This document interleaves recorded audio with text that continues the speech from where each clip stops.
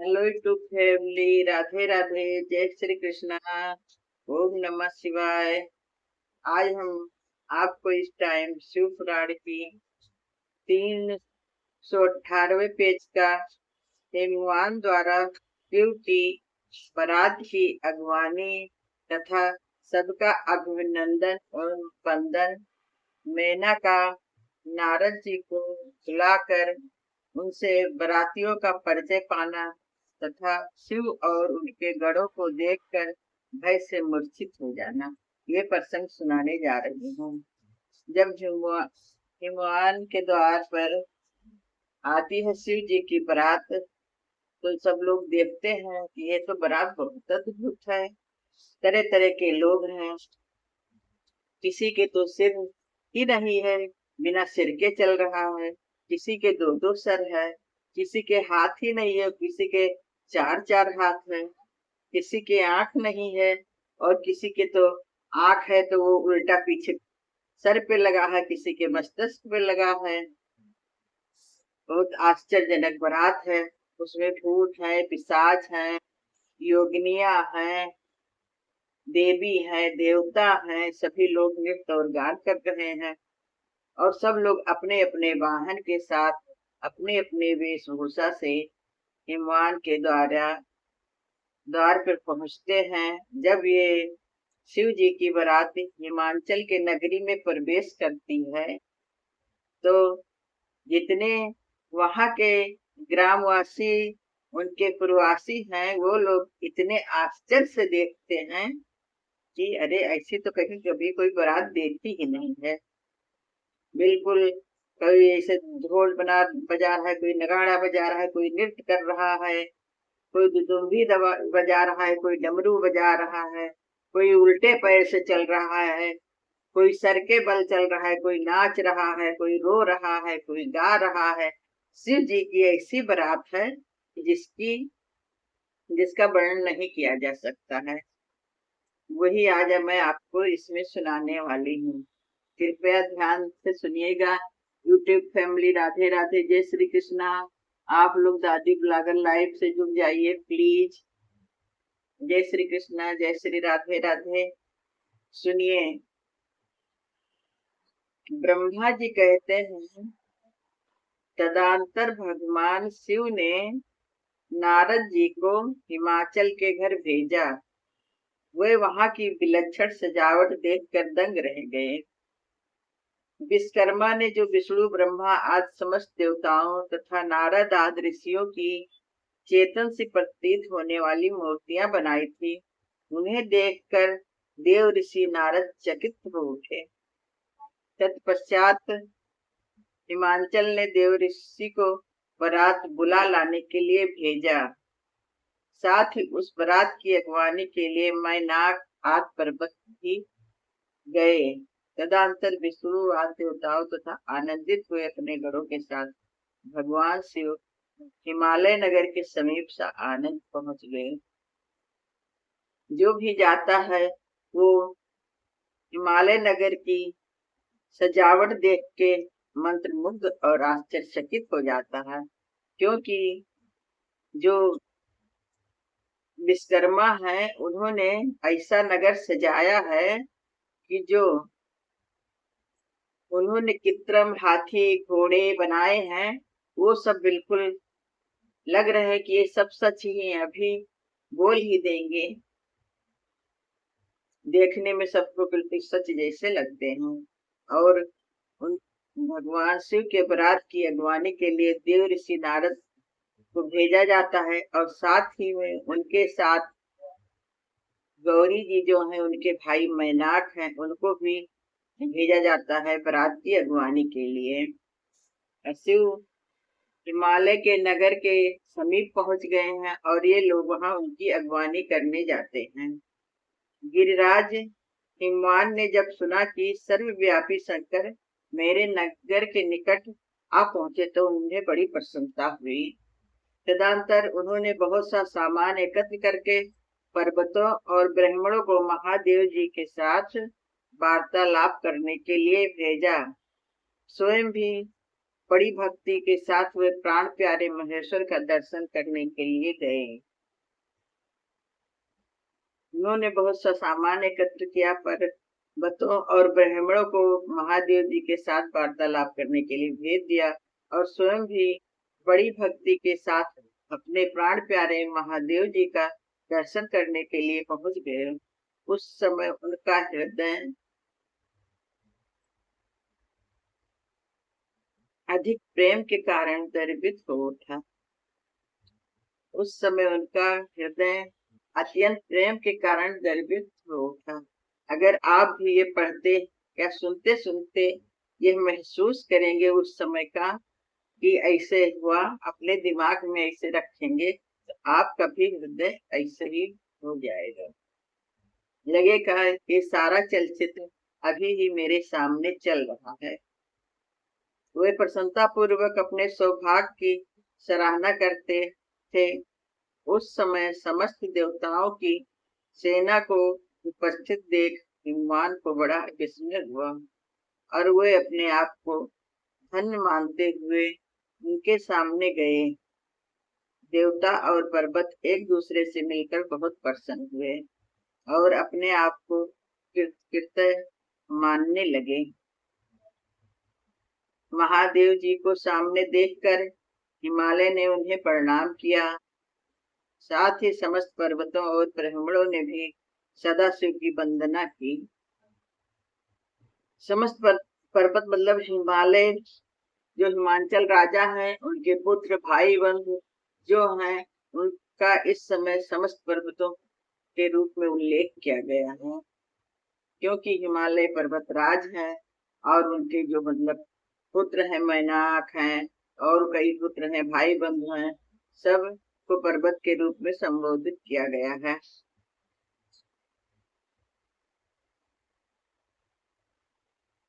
वे वृक्ष पर आरूढ़ थे, उनके मुख पर प्रसन्नता छा रही थी। वे नाना प्रकार के आभूषण से विभूषित थे और अपने दिव्य अंगों के लौड़ से संपूर्ण दिशाओं को प्रकाशित कर रहे थे। भगवान शिव अपने वृक्ष पर आरूढ़ हैं, जो मुख उनकी सवारी है और उनके मुख पर प्रसन्नता छा रही है। वे नाना प्रकार के आभूषणों से विभूषित हैं। उनके दिव्य अंगों के प्रकाश से संपूर्ण दिशाएं प्रकाशित हो रही हैं। उनका श्रीअंग अत्यंत महीन, नूतन और सुंदर रेशमी वस्त्र से सुशोभित था।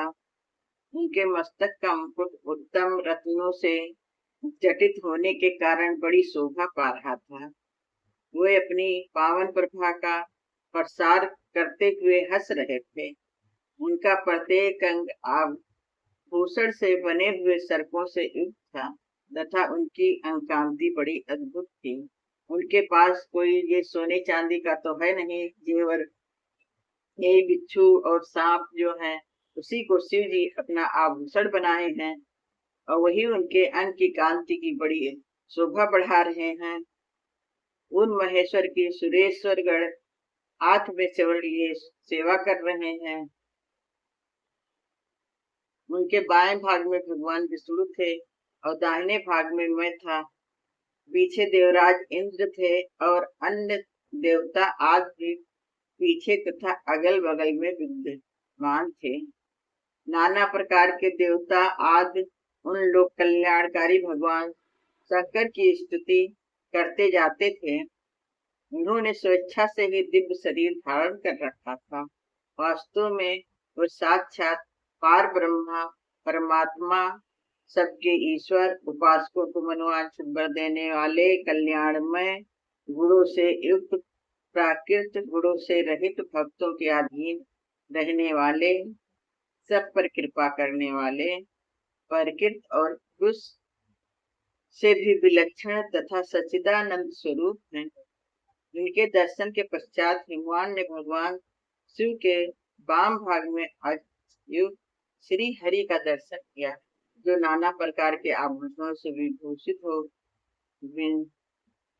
विनता आनंद गरुड़ की पीठ पर विराजमान थे। उन्हें भगवान के दाहिने भाग में उन्होंने चार मुखों से युद्ध शोभा महाशोभाशाली तथा अपने परिवार से संयुक्त मुझ ब्रह्मा को देखा। भगवान शिव के सदा ही अत्यंत प्रिय इन दोनों महेश्वरों का दर्शन करके परिवार सहित गिरिराज ने आदर पूर्वक प्रणाम किया। भगवान शिव के साथ साथ विष्णु भगवान चल रहे हैं और ब्रह्मा जी चल रहे हैं। उन लोग को देख करके शंकर जी के साथ गिरिराज हिमालय बहुत प्रसन्न होते हैं और उनको प्रणाम करते हैं, परिवार सहित उनका दर्शन करते हैं और प्रणाम करते हैं। इसी प्रकार भगवान शिव के पीछे तथा अगल बगल में खड़े हुए दीप्तमान देवता आदि को भी देखकर गिरिराज ने उन सबके सामने मस्तक झुकाया। तत्पश्चात शिव की आज्ञा से आगे होकर भगवान अपने नगर को गए। उनके साथ महादेव जी, भगवान विष्णु तथा स्वयंभू ब्रह्मा भी मुनियों और देवताओं सहित शीघ्रता पूर्वक चलने लगे। उन्हें उस अवसर पर मैना के मन में भगवान शिव के दर्शन की इच्छा हुई, इसीलिए उन्होंने तुमको बुलाया। उस समय भगवान शिव से प्रेरित होकर उनका हार्दिक अभिप्राय पूर्ण करने की इच्छा से तुम वहां गए। मैना जी को बहुत उत्सुकता है कि मैं अपने दामाद को देखूं कि वो कैसे हैं, इसीलिए उन्होंने नारद जी को बुलाया कि वही आके मुझे बता सकते हैं कि इसमें मेरा दामाद, मेरे गौरी का पति कौन है, जिसके लिए गौरी जी ने इतनी उत्कृष्ट, इतनी भयंकर तपस्या करी है। आखिर मैं देखूं तो कि मेरा दामाद कैसा है, ये मैना जी सोच रही है और नारद जी को बुलवाया है। नारद जी उनके पास आते हैं, मैना के पास।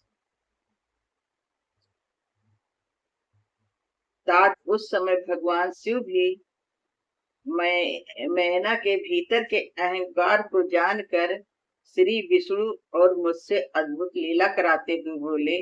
शिव ने कहा, तात आप दोनों मेरी आज्ञा से देवताओं सहित अलग अलग होकर गिरिराज के द्वार पर चलिए, हम पीछे से आएंगे।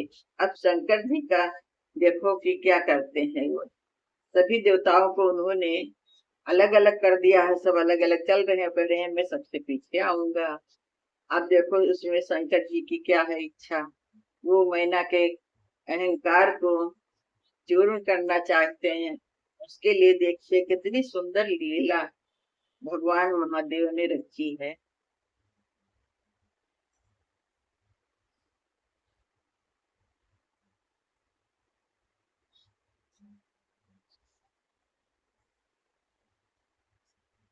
ये सुनकर भगवान श्री हरि ने सब देवताओं को बुलाकर वही अन्न को अलग अलग करने चलने को कहा। शिव के चिंतन में तत्पर रहने वाले समस्त देवता शीघ्र वैसी व्यवस्था करके उत्सुकता पूर्वक वहां से पृथक पृथक यात्रा की, अलग अलग यात्रा की। उन्होंने मैंने अपने मकान के सबसे ऊपरी भवन में नारद जी के साथ खड़ी हैं, नारद जी के साथ खड़ी थी। उस समय भगवान विश्वेश्वर ने अपने को ऐसी वेशभूषा में दिखाया जिससे मैना के हृदय को ठेस पहुंचा। भगवान शंकर है तो बड़े दयालु, लेकिन अब वो मैना के अहंकार को चूर्ण करना चाहते थे, तो इसीलिए वो उस समय अपने को इतनी भयंकर वेशभूषा में दिखाते हैं जिसको देखकर मैना बहुत दुखी होती है और सोचती है, हाय इसीलिए मेरी गौरी ने तब इतना तपस्या भयंकर किया इस विकट रूप वाले के लिए।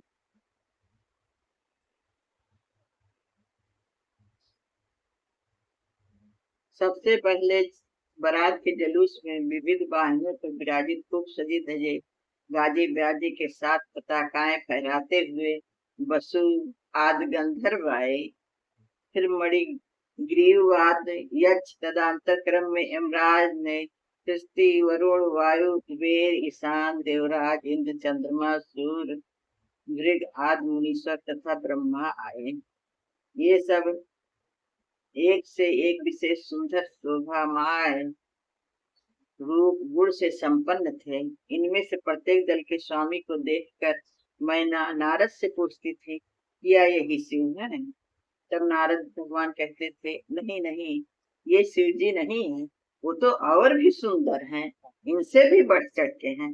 अब मैना बहुत खुश होती थी, अरे मेरे तो जमाता बहुत सुंदर हैं, इनसे भी बढ़कर हैं, तो उनकी तो और महिमा होगी। वो बहुत हर्षित होती थी मन ही मन में कि जब इन लोग के स्वामी जो मेरे जमाता है वो शिव हैं, तो जब ये लोग इतने सुंदर हैं तो और सुंदर संपन्न होंगे। इसी बीच में वहां भगवान विष्णु पधारे। वे संपूर्ण शोभा से संपन्न श्रीमान नूतन जलधर के समान श्याम तथा चार भुजाओं से संयुक्त थे। उनका लौड़ करोड़ों कर दर्पों को लज्जित कर रहा था। वे पीताम्बर धारण करके अपनी सहज प्रभा से प्रकाशित हो रहे थे। उनके सुंदर नेत्र पर फूल कमल की शोभा छीने लेते थे। उनकी आकृति से शांति परस रही थी। पक्षी राज गरुड़ उनके वाहन थे। शंख चक्र आदि लक्षणों से युक्त मुकुट आदि से विभूषित वक्ष स्थल में श्री वत्स का चिन्ह धारण किए हुए लक्ष्मीपति विष्णु अपने अपरिमेय प्रभा से प्रकाशमान हो रहे थे। उन्हें देखकर मैना के नेत्र चकित हो गए। वे बड़े हर्ष से बोली, अवश्य ही मेरी शिवा के पति साक्षात भगवान शिव है, इसमें संशय नहीं है। इनको देखकर मैना बहुत खुश होती हैं, कहती हैं कि यही मेरे शिवा के पति हैं। मुने तुम भी लीला करने वाले ही ठहरे और नारद भी लीला ठहरे करने वाले ठहरे। अतः मैना की ये बात सुनकर उनसे बोली, देवी ये शिवा के पति नहीं है, अब तो भगवान केशव हरि हैं। भगवान शंकर के संपूर्ण कार्यों के अधिकारी तथा उनके प्रिय हैं। पार्वती के पति जो दूल्हा शिव हैं, उन्हें इनसे भी बढ़कर समझना चाहिए। नारद जी कहते हैं कि ये भी नहीं है, इनसे बढ़कर ये तो उनके मतलब जो कार्य है उसको देखते हैं और इनसे भी बढ़कर इनकी शोभा है जो मैं वर्णन नहीं कर सकता हूँ। मैना और खुश होती हैं।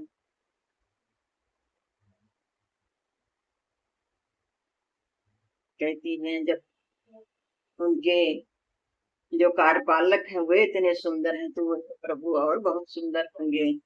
मैना एक चित्र होकर उधर बारात की तरफ ही देखती रहती हैं। इतने में ब्रह्मा जी अपने सारे दल बल के साथ दिखाई देते हैं। फिर मैना पूछती है नारद जी से, क्या ये ही है? नारद जी कहते हैं,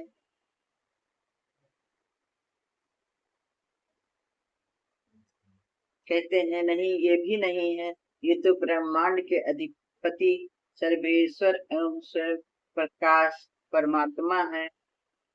ब्रह्मा जी कहते हैं, नारद तुम्हारी इस बात को सुनकर मैना ने उन सुलक्षणा उमा को महान धन वैभव से संपन्न सौभाग्यवती तथा तीनों कुलों के लिए सुखदायिनी माना।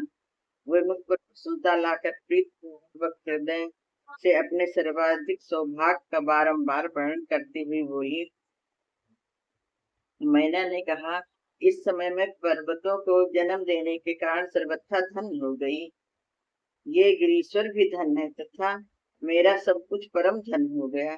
जिन जिन अत्यंत तेज सभी देवताओं और देवसुरों का मैंने दर्शन किया है, इन सब के जो पति हैं वे मेरी पुत्री के पति होंगे। उसके सौभाग्य का क्या वर्णन किया जाए। मैना इतनी खुश हो गई कि जब नारद जी कहते हैं विष्णु भगवान को देखकर कि ये भी नहीं है, ब्रह्मा जी को देखकर कहते हैं ये भी नहीं है, और कहते हैं कि इन सबसे बढ़कर है, तो मैना बहुत खुश होती है कि मेरी पुत्री बहुत सौभाग्यशाली है। मैं भी धन हो गई, मेरा कुल और गिरिराज पर्वत भी सब धन हो गए। अपने सौभाग्य की सराहना करती हैं।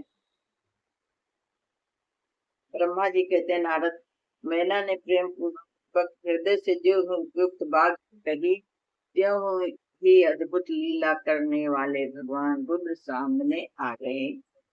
मैना अपने मन में सोच सोच के खुशी हो रही थी कि इनसे भी बढ़कर है, इनसे भी बढ़कर है। तभी वो सोच ही रही थी अपने मन में कि तभी भगवान भोलेनाथ रुद्र वहां प्रकट हो गए, उनके सामने आ गए। अद्भुत लीला करने वाले प्रभु की महिमा न्यारी है। उनके सभी गण अद्भुत तथा मैना के अहंकार को चूर्ण करने वाले थे। अभी मैना अपने आप को, अपनी पुत्री, अपने कुल सबको बहुत ही भाग्यवान समझ रही थी।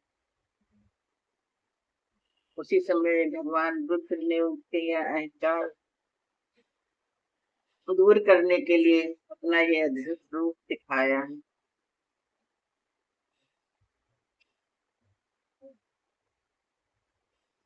यह आया जान, तुमने मैना को शिवा के पति का दर्शन कराते हुए कहा, उनसे इस प्रकार कहा, सुंदरी देखो, ये साक्षात भगवान शंकर हैं, जिनकी प्राप्ति के लिए शिवा ने वन में बड़ी भारी तपस्या की है।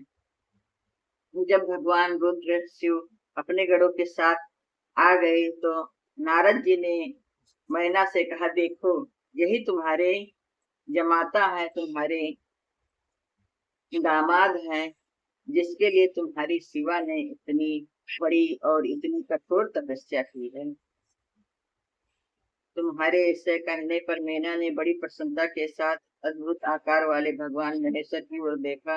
वे स्वयं तो अद्भुत ही थे, उनके अनुचर भी बड़े अद्भुत थे। इतने में ही रुद्रदेव की परम अद्भुत सेना भी आ पहुंची, जो भूत प्रेत आदि से संयुक्त नाना गणों से संपन्न थी। उनमें से कितने ही बवंडर का रूप धारण करके आए थे, कितने ही ताका की मर्म मरमर ध्वनि से सामान सत्य करते थे। किन्हीं के मुंह टेढ़े थे तो कोई अत्यंत कुरूप दिखाई देती थे, कुछ बड़े विकराल थे, किन्हीं का मुंह दाढ़ी नोचों से भरा था, कोई लंगड़े थे तो कोई अंधे थे, कोई दंड और पास धारण किए हुए थे तो किन्हीं के हाथों में मुखदर थे। कितने ही अपने वाहन को उल्टा चला रहे थे, कोई सींग, कोई डमरू और कोई गोमुख बजाते थे। गढ़ों में से कितनों के तो मुंह ही नहीं थे, कितनों के पीठ की ओर लगे थे और बहुतों के बहुतोरे मुख थे। इसी तरह कोई बिना हाथ के थे, किन्हीं के हाथ उल्टे लग रहे थे और कितनों के तो बहुत से हाथ थे। कितने नेत्रहीन थे, किन्हीं के बहुत नेत्र थे, किन्हीं के सिर नहीं था तो किसी के बहुत सिर थे, किसी के एक भी पैर नहीं था, किसी के बहुत पैर था। कोई सिर्फ धड़ से ही चल रहा था, कोई सिर्फ सर से ही चल रहा था। भूत पिशाच और योगिनियां सब नृत्य कर रही थी। अजब गजब सब लोग नाना प्रकार के वेशभूषा धारण किए हुए थे। शिव जी के प्रबल गढ़ बड़े वीर और भयंकर थे, उनकी कोई संख्या नहीं थी। उन्हें तुमने अंगुली द्वारा रथ रुद्र गणों को दिखाते हुए मैंने से कहा, बरानने, तुम पहले भगवान हर के सेवकों को देखो, फिर उनका भी दर्शन करना। उन असंग भूत प्रेत आदि गणों को देखकर मैना तत्काल भय से व्याकुल हो गई। इतना विकराल देखी सबका रूप मैना की बिल्कुल कुचारण रूप था, इतना इतना डरावना रूप था कि मैना को बहुत भय होने लगा और वो भय से व्याकुल हो गई। उन्हीं के बीच में भगवान शंकर भी थे, जो निर्गुण होते हुए भी परम गुणवान थे। वे वृक्ष पर सवार थे, उनके 5 मुख थे और प्रत्येक मुख में 3-3 नेत्र। उनके सारे अंगों में विभूति लगी हुई थी, जो उनके लिए भूषण का काम देती थी। मस्तक पर जटाजूट और चंद्रमा का मुकुट, 10 हाथ और उनमें से एक में कपाल लिए, शरीर पर बाघंबर का दुपट्टा और हाथ में पिनाक एवं त्रिशूल, आंखें भयानक आकृति, विकराल और हाथी के खाल का वस्त्र। ये सब देख शिवा की माता बहुत डर गई। शंकर जी का इतना विचित्र रूप देखी कि उनके पूरे शरीर पर विभूति है, उनके 5 मुख हैं, उनके 10 हाथ हैं, 3-3 नेत्र हैं, एक एक होकर उनके तीन तीन नेत्र हैं। और भगवान बाघंबर पहने हैं, हाथी का खाल पहने वस्त्र के रूप में पहने हैं, बाघंबर का दुपट्टा ओढ़े हैं, हाथ में नाग के फूल लिए हैं। और भगवान शंकर की आकृति इतनी विकराल दिखाई देती है, उनकी आंखें बहुत भयानक हैं। ये सब देखकर मैना बहुत व्याकुल हो जाती हैं और थर थर थर थर कांपने लगती हैं। उनकी बुद्धि चकरा गई। उस अवस्था में तुमने उंगली से दिखाते हुए उनसे कहा, यही है भगवान शिव। तुम्हारी यह बात सुनकर सती मैना दुख से भर गई और हवा के झोंके खाकर गिर गई। लता के समान तुरंत भूमि पर गिर पड़ी। ये कैसा विपरीत दृश्य है। मैं दुराग्रह में पड़कर ठगी गई। यूं कहकर मैना उसी क्षण मूर्छित हो गई। तदंतर सखियों ने जब नाना प्रकार के उपाय करके उनकी समुचित सेवा की, तब गिरिराज प्रिया मैना धीरे धीरे होश में आई। हेलो यूट्यूब फैमिली, सभी को राधे राधे, जय श्री कृष्णा, ओम नमः शिवाय। कृपया आप लोग मेरे लाइव से जुड़ जाइए। आप लोग को ये शिव पुराण की कहानी कैसे लगी, ये कमेंट में बताइएगा। अगर आप अभी लाइव से ना जुड़ पाए तो कृपया ये मेरा शिव पुराण वाला लाइव वीडियो देखें और देख के लाइक करें और कमेंट करें कि आपको ये कहानी कैसी लगी। कहानी क्या, ये कथा ही कथा है, तो ये कथा शिव जी की आपको कैसे लगी, ये सब आप लोग लिखिएगा। और लाइक करना, सब्सक्राइब करना मत भूलिएगा प्लीज। आप लोग मेरे दादी ब्लॉगर लाइव से जुड़ जाइए प्लीज। अच्छे अच्छे लाइक करिए, अच्छे अच्छे कमेंट करिए और बताइए कि आप लोग को ये कहानी कैसी लगी शिव पुराण की। अगर अच्छी लगी होगी तो फिर हम आगे और सुनाने का आप लोग को प्रयास करेंगे। और जब मलमास आएगा तो हम आपको शुरू से एक एक खंड, एक एक अध्याय सुनाएंगे। अगर आप लोग को अच्छी लगेगी तब आप लोग का सहयोग मिलेगा। आप लोग को कथा पढ़ ये कथा सुनने में अच्छी लगेगी, पसंद आएगी, तब फिर मैं एक एक अध्याय, एक एक खंड सब सुनाऊंगी, समझाऊंगी। ओम नमः शिवाय।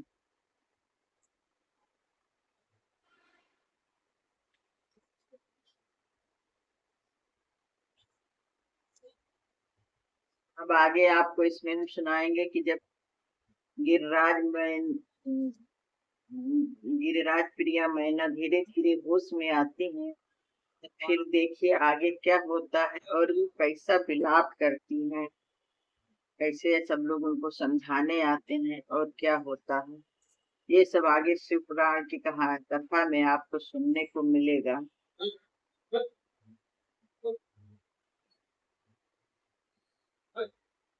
अब आज यही इस तरह ही पे इस कथा को विराम दे रहे हैं। कृपया अगर आप लोग को ये कथा पसंद आए तो लाइक करिए। फिर आगे से जब मलमास का महीना आएगा, मलमास का महीना शिव जी का होता है, मलमास का महीना शिव जी को अत्यंत प्रिय है। तब हम आपको इस शिव पुराण की एक एक कथा, एक एक अध्याय, एक एक खंड सब विस्तृत रूप से सुनाएंगे। अभी मैं तो ये छोटा छोटा ऐसे आप लोग सुना रही हूँ।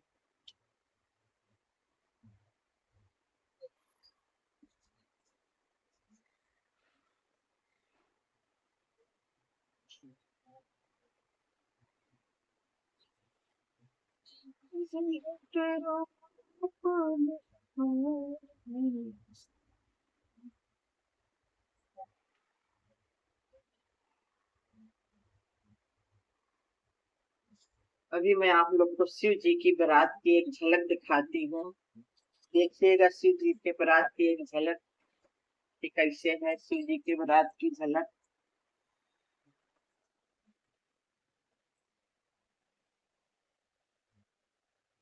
कृपया आप लोग देखें शिव जी के बारात की एक झलक कि कैसे है शिव जी की बारात की झलक।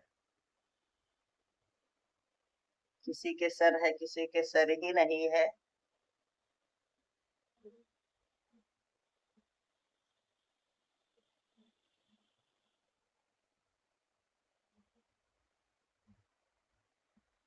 शिव जी के बारात की एक झलक देखिए।